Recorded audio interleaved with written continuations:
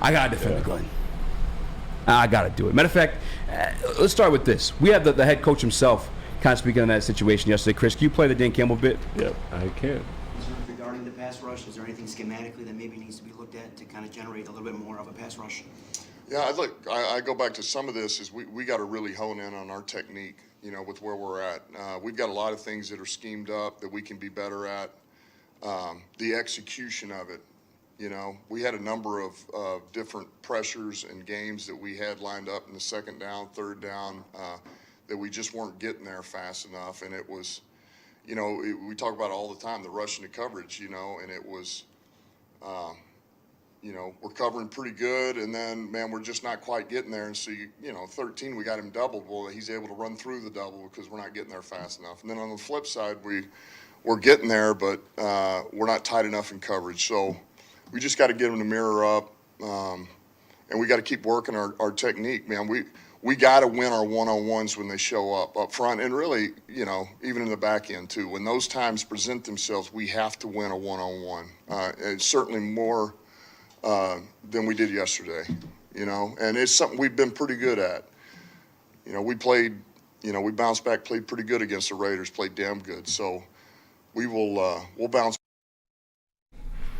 That's Dan Campbell on more specifically the pass rush, but kind of just branched out into the defense as a whole.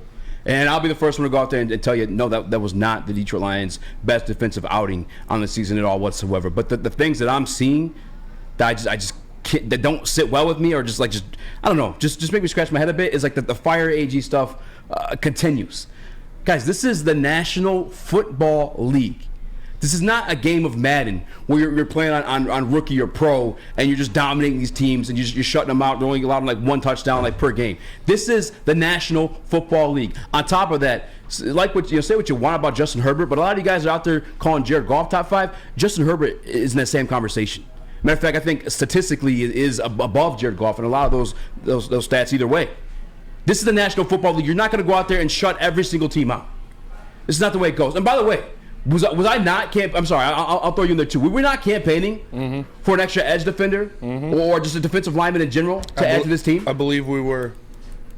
It's just I don't know what you guys expect. You're not rational in the thinking of it. But another thing too, it being the National Football League, these type of games, they're going to happen. And once more, again, especially when it gets to Justin Herbert. You go put up the other graphic, actually, Chris, if you got it in the total defense one.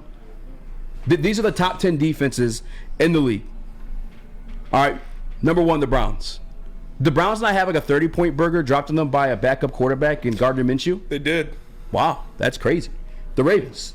The Ravens not get scored on a shit ton just recently as yesterday? Yeah, they did. Against the Browns? Yeah, with no quarterback. I mean, P.J. Walker, Deshaun Watson, by the way, not Justin Herbert. Trash. Not Justin Herbert, by the way. The Dallas Cowboys following them. Did they not get destroyed by the San Francisco 49ers? They did. Like just embarrassed? They did. And the list goes on and on. And then, I didn't do the homework to look at the Chiefs, but I guarantee you there's something up there probably too. And if not yet, it's coming. This is the National Football League. I don't know what you guys expect, especially in a game like that. That's one of the reasons I believe Dan Campbell was going for it as early as in the first quarter on every single fourth down, because he expected that type of game. Last week heading into this game, we told you on the Woodward Heavyweights, live for 5-7, make sure you guys tune in. It was going to be a shootout. Yeah. Justin Herbert is that caliber of quarterback. And by the way, too, when I look at the blue chip defenses across the league, the ones that you could point out, the games that they got, but you could also point out blue chip players in that one. This Detroit Lions defense is arguably one, and he's in a rough patch in itself. And as Dan Campbell said too, at some point these guys beyond the schematics, because they threw a bunch of things out there yesterday to try to stop Keenan Allen and Justin Herbert. I saw it all: doubles, 2-man coverage, blitz, zones, man. It was all getting beat. Justin Herbert and Keenan Allen, by the way, pretty fucking good. Those two guys, like you said, by the numbers, are having a good season. Yeah. Both of them individually. And Keenan Allen just eclipsed 10,000 yards in his career. You want to know why? He's good. He's very good. He's a good football player. Yes, he is. I don't get what you guys expect. Getting back to the blue chip thing, at some point, these guys have to start winning their one-on-one battles. Yeah. And I've been defending Aiden Hutchinson. But again, at the deadline, one of the reasons I wanted a Chase Young before the season began, one of the reasons I wanted a Jalen Carter or something in the middle there to help him see more one-on-one matchups, or at least apply pressure through the middle or somewhere else to get these quarterbacks. Yeah. At some point, if you're watching ball and you know what you're looking at, Some point the players got to beat somebody. And I don't think we're seeing a lot of that, at least on a consistent basis. As Dan Campbell said, the rush and the coverage, you hear it all the time. They have to marry and work well together. And we just haven't really seen it consistently. And again, against good teams like that, it's going to happen. Yeah. I mean, the Philadelphia Eagles last year were probably the number one defense, if not the second best defense, and a Super Bowl against, again, Patrick Mahomes. I'll give you credit for that one. But the wide receivers he was throwing to, you would have recognized him if they cash you out at a 7-Eleven. And that defense, the Philadelphia Eagles defense, got tore up by them in that Super Bowl. Mm-hmm. This is how the modern day football is. The fire AG stuff is just so premature. And Brad Holmes, I'm banking on him to bring somebody home. Whether it's through the draft, whether it's through free agency next year, something to complete this, or at least so we can see a final product of it, because I don't think it's there yet. I do think he's doing a lot, though, as we said last year, with spoiled vegetables. And I'm not shitting on everybody there, because obviously they've all taken a jump this year. At least we perceive it as that against a couple bad teams. But I think he's doing well with what he's got. I mean, Spinney? Yeah, no, he's working with what he has. You can only do so much. You can only scheme so much. You need these guys to go out there and do it. The players need to play, and the coaches have to coach. And so, like you said, you need guys to win one-on-ones. You need a Charles Harris, a Romeo Okwara, somebody to be able to get some pressure, to be able to get to the quarterback and put him on the ground. And that's why, can we all take a second and pray to the football gods, the same hands that delicately crafted Penei Sewell as a football figure, those football gods, can you please breathe some life into James Houston's ankle? Because we need James Houston back better than, I don't even know. Easy needs to get out of that wiener suit. This team needs James Houston. They need him. Stop banging on the damn table. If they want to go out there and be a good team and beat a really good team, you need a pass rush. You need to sack the quarterback at least once. And yeah, Hutch getting there, the pressures. I love the pressures. I don't give a fuck about pressures. I want sacks. And you need somebody on this defensive line to help him out. James Houston is that guy. He needs to get here. That's why we talked about it so much. That's why we said it so much. Please get a Chase Young. Get somebody. Montez Sweat, whoever it is, bring somebody in to add to that pass rush. To help out Aiden Hutchinson. God damn it, James Houston. Please be ready to go here in a couple weeks. Yeah, and that would help. It would help tremendously, especially in the pass rush situations. But again, games like that they're gonna happen, guys. Like I think AG said himself a couple weeks ago, like this is the NFL. All that shit, like you're expecting, like I saw somebody mention consistency. I guess somewhat fair, but again, in the NFL, this shit is gonna happen. Especially against Lamar Jacksons, especially against a Justin Herbert. Like, long gone are the days we're having Matt Flynn put up those type of numbers against us. Mm-hmm. At least when we're speaking to teams that are fucking demolishing us, you're mentioning a quarterback that's mentioned in the top 10. I mean, Geno Smith would be the guy on the edge of it. We're talking about quarterbacks like slicing and dicing us. But even he is borderline top 10. At least other publications got him right around your guy Jared Goff, and I guarantee you, Lamar Jackson, Justin Herbert are ranked ahead of them too. Mm-hmm. So again, long gone are the days you've seen garbage guys do it against us. At least the guys are like damaging his defense like this are the blue chip talents. And again, blue chip talents. Where are they on the Detroit Lions? Need some. Need another one. Is Aiden Hutchinson? I mean, because Aiden Hutchinson is almost borderline too at some point, because you're watching him. Like Dan Campbell said, at some point you got to win these one-on-one battles. Aiden's not seeing one-on-one rarely ever. Does Max Crosby? No. Max Crosby gets double teamed every play too. And he's got 9.5, probably 10 sacks now after last night. I mean, the one other guy I would say is like borderline blue chip that I put in the conversation, and this is me giving you guys ammunition to make a case against AG, but Kirby Joseph, I think he's coming to form too. When we speak about him later on the show, but like those are the two guys. But outside of that, you want to talk about the 49ers, you want to talk about the Browns, who have Myles Garrett, Denzel Ward, the freaking Zadarius Smith. Zadarius Smith, the Ravens. Talking about Jadeveon Clowney, say what you want. He's been pass rushing as well. Yeah, Roquan Smith. Marlon Humphrey. Kyle Hamilton's coming into form too. Marcus Williams.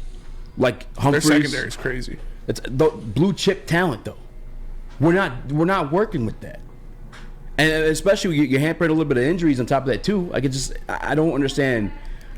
I don't know. It just blows. I just feel like people they're either really eager to say something, or in all due respect, just don't know ball. I mean, this shit's gonna happen. I mean, we need another pass rusher. Absolutely need one.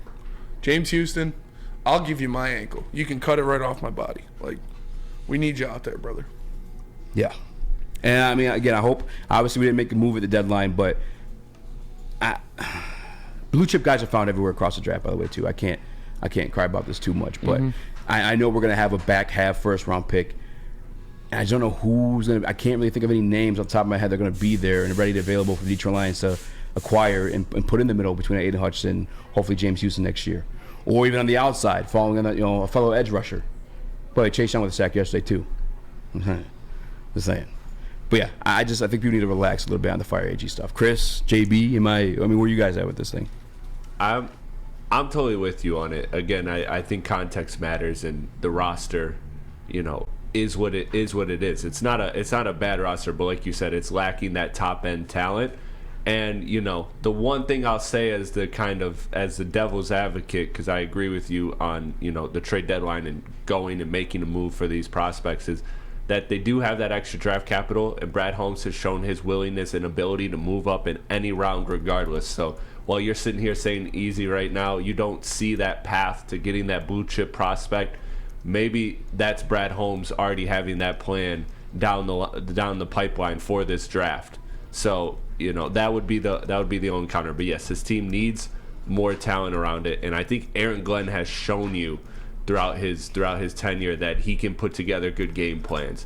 There's a few exceptions here and there, but for the most part, this guy has proven that he's able to do it, and that's just the NFL. I mean, the only time he's really gotten carved up is against very good either quarterbacks or very good rosters and coaches.